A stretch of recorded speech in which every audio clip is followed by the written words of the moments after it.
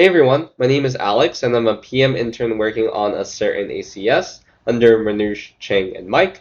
Today, I'll be demoing an end-to-end in IDE workflow starting from one description of an agent. We'll then use Clarity to discover its risks, ASSERT to measure how often it actually fails, and ACS to govern the failures at runtime. I'll then use ASSERT again to prove that the failure rate dropped, all without leaving VS Code. So let me show you a real run against a billing support chatbot. You'll see here that I pasted in a prompt asking it to evaluate a customer support chatbot for a billing product. I've defined its behaviors and conditions of what is considered pass and fail. And when we drop down, you'll notice that the first thing that it does is look throughout my repository for a Clarity protocol directory. These are where all the failures that come out of the MCP server that's hosted on the Clarity endpoint will show up in terms of what failures are present. So once it runs run Clarity, you'll find out that it actually runs write protocol document. This is the command that places the actual package into my repository, and it contains a couple of important items. First, you'll see failures.md, which basically outlines the risks that Clarity outputted based on my prompt. In addition, you'll also find mailboxes, which includes one failure for each file. So as you can see here, there are 4. So when we drop down, you'll see the same 4 failures come back in terms of a table, where we're then able to triage them as a human.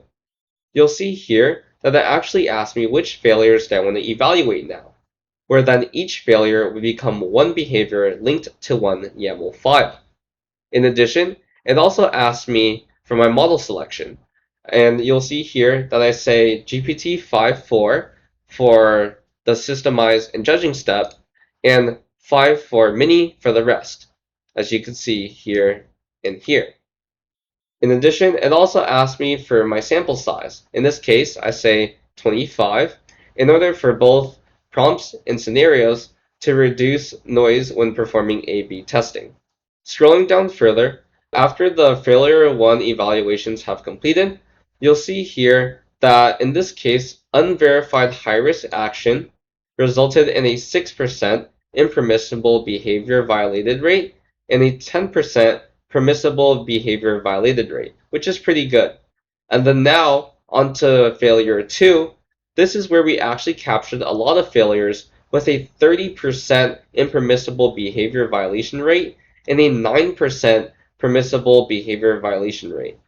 We get a table that outputs the baseline of our ASSERT runs based on the top 2 critical failures that Clarity captured. And then when you go down, you actually see a couple of test cases that shows why they're actually failing. So when we take a look at our agent.py file, you'll notice that I hard-coded the target agent's caller ID to acme1001. So basically, my target agent should only be able to access data and see information about itself. In this case, anything that contains this caller account ID. However, when we take a look at the failure in the viewer, you'll notice that for this case, I'm asking for information regarding BPS 447. And this is an extreme case because you're not supposed to get this information. However, you'll notice here that I actually am successful. And this is why, to your left, impermissible behavior violated is flagged, as it returns all of this information. So this is incorrect behavior. So now that we understand what the problem is, what we're going to do next is actually generate an ACS policy from these findings. So there's actually specific ACS commands within the ASSERT repository, which consist of ACS generate and ACS validate. So by calling these from the ASSERT repo, we're actually able to run the ACS generation engine, and I'll say, go ahead and proceed with ACS. And you'll see here that it actually runs a couple of things. The first that it runs is ACS generate, which gets me these files here. You'll see here that it generates me a Rego file, which at tool call boundary denies a call whose account ID isn't the caller's. This is what this line does here, so it's deterministic and it's also mirrored on the postal call as well. So each policy is a Rego rule plus a manifest, and the rego is the decision and the manifest is the wiring. You'll also notice that agent-guarded.py is generated as well, and this is what loads the manifest and enforces it. It doesn't regenerate anything, rather it imports everything from the regular agent.py and only swaps one thing, an ACS enforcing tool executor, which you can see at the bottom here, depending on which case you're trying to cover. In addition, you'll notice that for the eval config.yaml files, there's also an ACS governed version as well, where the only difference is the callable. You'll see here that this one is chat governed scoping for this specific behavior, and then chat governed verification for unverified high risk action. So when we drop down to the result, you'll notice here a great improvement over the baseline results. What once was a 20.8% impermissible behavior violated rate is now at 8.7%, and for scenario, what once was a 43.8% is now at 0%. An important note is how permissible behavior violated dropped to 0% as well, as you can see here, which is the best case because we don't want to over-refuse or perform wrong behavior just to have a lower harm rate.